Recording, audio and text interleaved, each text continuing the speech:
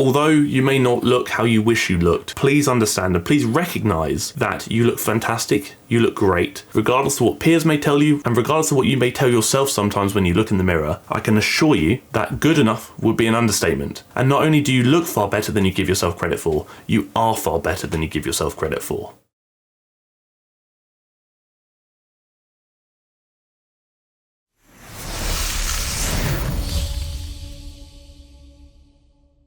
So this video is kind of taken a bit of a turn because I kind of went through the video I was going to talk about and I wrote down all my notes of the things I wanted to cover. But then as I kind of progressively got through the video, I started kind of shifting my thought process from less directly about the workout itself, but also the message behind the workout, which is now a conversation I feel really needs to be had after what I've just explored. Again, I don't want to give away too much, but essentially this has been on my list for quite a long time, and it's kind of almost like a part two to something I spoke about a long time ago when I believe I covered Emmy Wong, and when I spoke about some beauty standard issues that I found to be quite problematic in the industry. And this is kind of like I said, the part two to that, in which we're looking at a creator called Coffee, who's obviously a very established creator with 1.68 million subscribers, and a lot of their workouts do kind of very much follow similar kind of patterns. At the moment we're looking at an 8-minute standing lower body workout. Make your legs look longer for pear-shaped body and hip dips, and immediately it's problematic. But again, I don't want to give away too much too early because then you won't watch the video, and obviously hopefully you do want to watch the video. So we're going to discuss the things that need to be discussed before then expanding on what I was going to expand on. The TFNL coaching waiting list is obviously linked down below in the description, as it always is,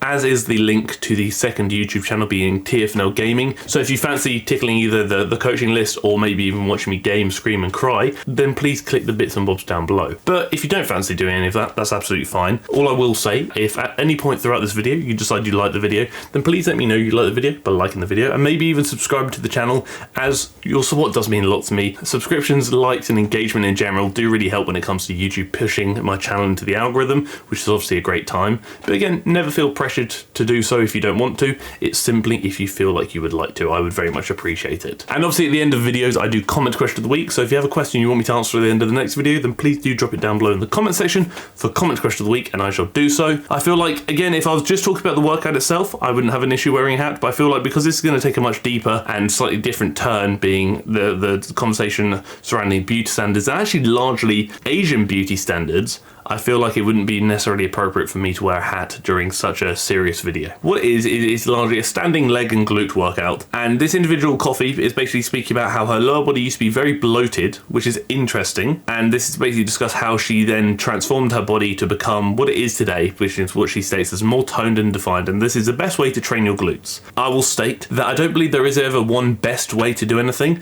I think although she may perceive this to be an effective means of training the glutes, I do think there are much more effective means of doing so, and I'm actually going to cover effective glute training specifically and exercises that I believe are bloody splendid in an upcoming video, so just hold on for that. And another one there, get rid of hip dips and tone your legs. What people refer to when they say toned is actually to look a bit more defined, and that usually comes with a reduction in body fat and maybe even an increase in muscle mass too. So that's what people often mean when they say toned. And then she speaks about how this can make us look taller and your body's well shaped and toned. I don't necessarily disagree with that, but in the sense that I think when you do change your appearance, it can in some cases make you appear to be a certain way, so appear taller, whatever it may be, but obviously it's not going to change how tall you actually are. The one thing I find particularly problematic is this. First of all, the statement, this individual's legs being quite bloated, which to me doesn't really make sense. Bloating often essentially refers to your belly feeling full and tight, usually due to gas or something similar. Therefore, can your legs be full and tight due to gas?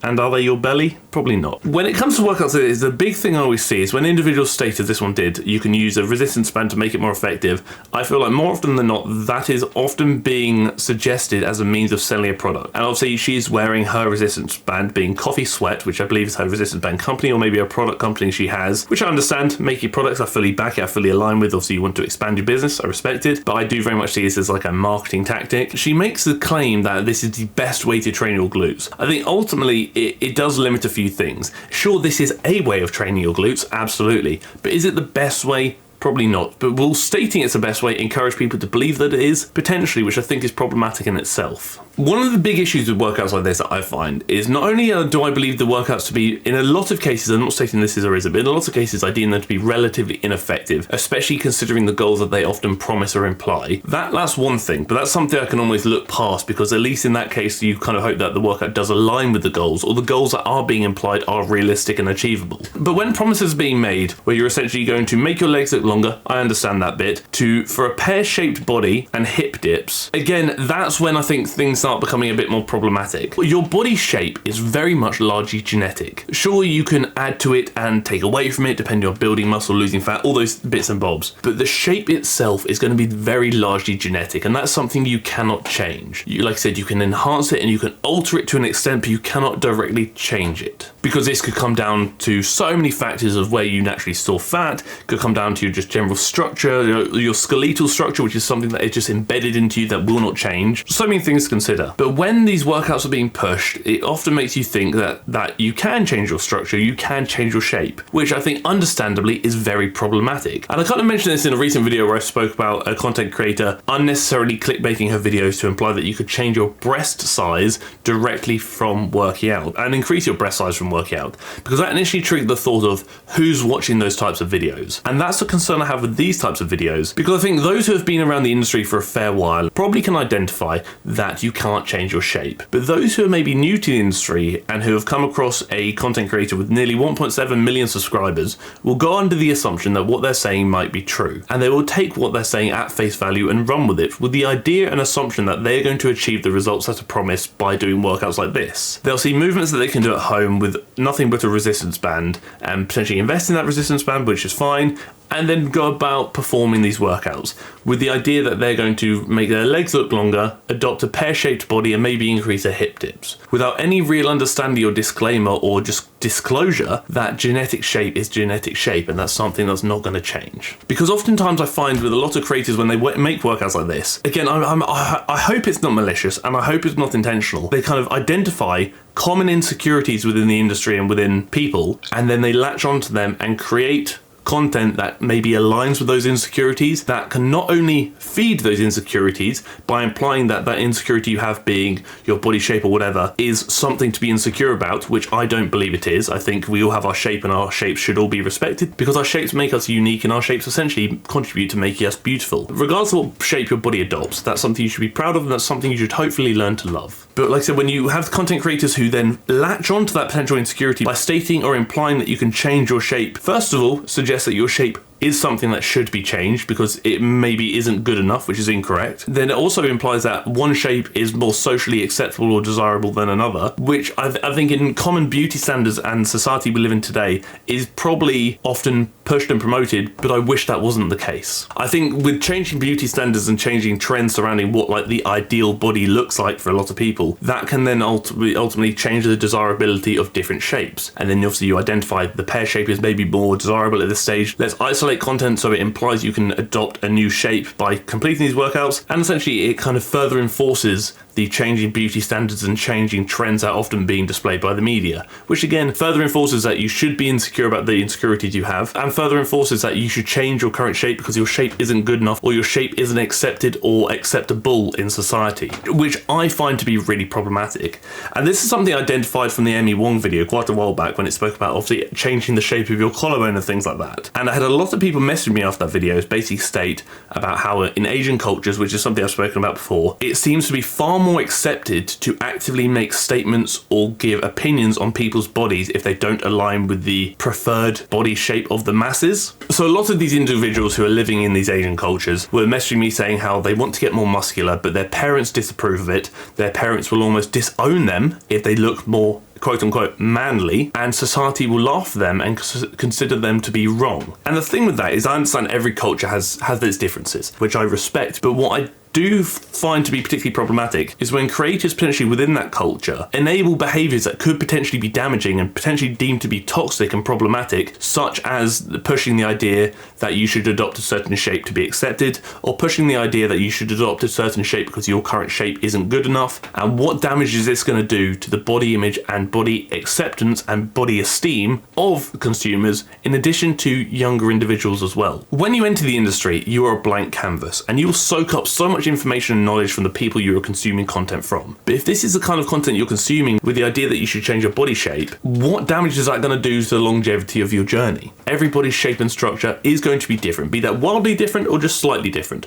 But regardless of the differences, they should be respected and appreciated because they directly contribute to making us who we are. If you want to enhance your structure and make it bigger, make it smaller, whatever it may be, but build on your structure, then I fully respect that, because that could be part of your fitness journey and that could be a goal you're looking to achieve. But it saddens me to know that so many people out there are unhappy with their structure, unhappy with their shape, and will do anything in their power to change it if they could. Because that immediately adopts the notion that there is something wrong with you. There is something wrong with how you look and something needs to change, which I deem to be wildly incorrect. Just because you don't look the same way as this individual, just because you don't look the same way as another individual, just because you don't have hip dips, just because you do have hip dips, just because you don't have a pear shape, just because you do have a pear shape, shouldn't directly change how valuable you are, nor should it change how beautiful you are perceived, be that by your peers or be that by yourself. Because we live in a world where beauty standards are changing so heavily, and we live in a world where there, regardless of your gender, there is a lot of pressure to look a certain way, and that certain way is constantly changing. And although in an ideal world that wouldn't be the case, the fact of the matter is, it is the case. But when we're enabling these insecurities and these pressures by creating content that is largely false and promotes what I deem to be unhealthy and unnecessary clickbait, we're not making the matter better, we're arguably making the matter worse. Part of my master's thesis was looking at body image and self-perceptions and body esteem, things along those lines, and it was clear to identify, based on my research, women typically have a lower base level of self-esteem than men, and it's fair to assume that that might be due to a lot of media pressures surrounding how women should look, or a lot of pressures from your peers surrounding how women should look, because people are very quick to judge or give their opinion on the appearance of women, especially in this day and age. And to me, I don't think that's appropriate. I don't think it's necessary. I don't personally think an opinion should be given on somebody's body that it could be perceived to be negative. It's not your body. It's not your choice how it looks. It's not your place to even give your opinion on how it looks. You can acknowledge and say, you're looking fantastic, you're looking great, but you don't need to disrespect them or don't need to speak negatively about them just because their views and their body doesn't align with your goals and your aesthetic desires. Mental health is an issue. It's a big issue. Granted, it's becoming less of a taboo subject because more and more people are choosing to talk about it, which is fantastic, but regardless, it's still a big problem that needs to be addressed. And one big contributing factor to mental health in all genders could be body image. But when you are enabling insecurities surrounding body image or enabling pressures surrounding body image, sure, that may be driving views to your YouTube channel, but at what cost? Is it worth making money for the sake of potentially negatively impacting not just your audience, but others who are encountering your content? Because they might just read the title and think immediately, if they don't have the shape that you're promoting, it's a problem. But in actual fact, you could alter this to be far more accepting and far more neutral, I would say. Effective lower body workout to help with the appearance of longer legs or something along those lines. It could alter the appearance, but you're not directly stating that it will make your legs longer, nor are you stating it's going to promote a certain body shape, nor are you going to promote a certain body type. It's going to be a bit clickbaity, but it's not going to promote unrealistic expectations and unhealthy expectations. I have so many people of all genders messaging me on a regular basis, speaking about body image, speaking about how they feel, speaking about how certain content makes them feel, and constantly questioning themselves and their self-worth purely based on the fact that their body image doesn't align with the shape that's being promoted by other creators, which is what we're seeing here. And it saddens me, because I do understand that to a large extent, because body image and body dysmorphia is something that I've dealt with for many years of my life, and arguably it's actually a driving factor of why I try and achieve what I want to achieve within the fitness realm. But I also understand the impact that had on my mental health, and I fully acknowledge the impact it still has on my mental health. Maybe not so much now, but there were many periods throughout my earlier years in the fitness industry where I felt inadequate, I felt not good enough, I felt like I would never be happy in the industry that I grew to love because I didn't look a certain way, and that oftentimes made me feel bad. I think it was a big contributing factor to a lot of body image anxiety I had, especially when I went to the gym, and I also think it was a big contributing factor as to why on many occasions I'd come home from the gym, look at social media and cry because I was so miserable and so unhappy with the fact that despite how hard I was trying, I would never please the masses. And I was so miserable with the fact that despite how much I wanted to achieve something, I did not have the shape that would allow me to achieve it. When you've invested so much time and effort into this realm and this industry being fitness, just to be told you will never be what you want to be, it's heartbreaking. And that's how it made me feel. But then I identified that why do I want to try and look like somebody else? Why can't I gradually try and learn to be happy with the image and the shape I have, but make it even better than it already is? Because that's not suggesting that how I look isn't already great, but why can't great become even greater? And it was for that reason I largely unfollowed a lot of the influencers that made me feel this way and a lot of content creators that made me feel this way. Because as I say, if it's not enhancing your life and it's even hindering your life, then something needs to change. And I don't think ever wishing to be somebody else or ever wishing to look like somebody else is sustainable, nor is it ever going to help your mental health. In my case, it largely hindered it. Granted, there were many other factors contributing to my mental health issues at the time that largely still linger today, that are far beyond just my body image. But again, that's the conversation for another day. And that's also a conversation I have mentioned before in my mental health video many moons ago. But body image was certainly a big contributing factor. And although I acknowledge that I will never understand the pressures that other genders face because I am a man, I will empathize as best as I can and do what I can to help spread awareness and hopefully bring light to the issues and call out problematic behavior when I see it. I'm not trying to be negative about this creator whatsoever because I'm sure this was not her intention and I'm sure she only meant good. But regardless, I think it needs to be addressed. I think something needs to be changed where it's not so easy to encourage and enable insecurities. Although you may not look how you wish you looked, please understand and please recognize that you look fantastic, you look great, but if you want to, you can look even better. Regardless of what peers may tell you, and regardless of what you may tell yourself sometimes when you look in the mirror, I can assure you that good enough would be an understatement. And not only do you look far better than you give yourself credit for, you are far better than you give yourself credit for.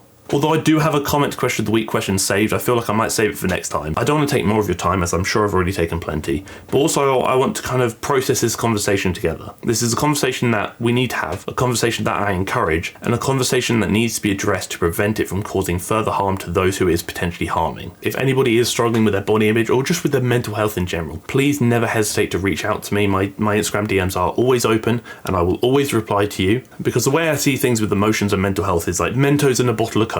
If you put some Mentos into the Coke and close the cap, it's going to fizz and build up pressure. Eventually the pressure becomes too much and the bottle blows. But if you can let that fizz out just by talking about things and verbalizing things with the people who care about you, maybe that risk will get greatly reduced and maybe there won't be a risk at all. That is it. That is the video. Like I said at the start of the video, if you did like the video, then please let me know you like the video by liking the video and maybe even subscribing to the channel, but only if you want to. Never feel any pressure. And if you do have a question you want me to answer at the end of the next video, then please do consider to drop it down below in the comment section for comment question of the week, and I shall do so. Thank you for tolerating me. Thank you for tolerating my thoughts and opinions, and thank you for tolerating the video.